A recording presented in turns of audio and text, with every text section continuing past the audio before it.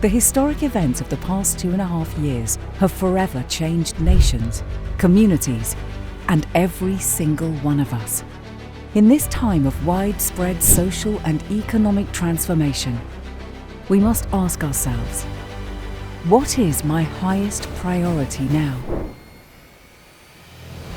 Is my priority focused on myself and my family? To future-proof my skills and my career? To achieve better work-life balance? To improve my health and well-being? Does my priority revolve around my community? To become a more active and engaged citizen? To create a more sustainable way of living? To support culture and the arts?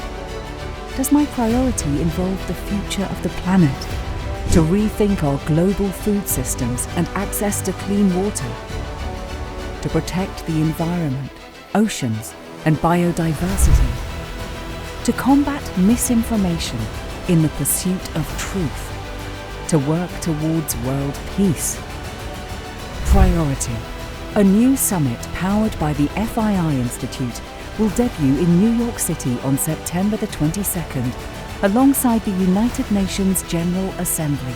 Join our community of world leaders and CEOs, international investors, innovators and entrepreneurs as we reveal new data on the highest priority for people across all demographics and all continents.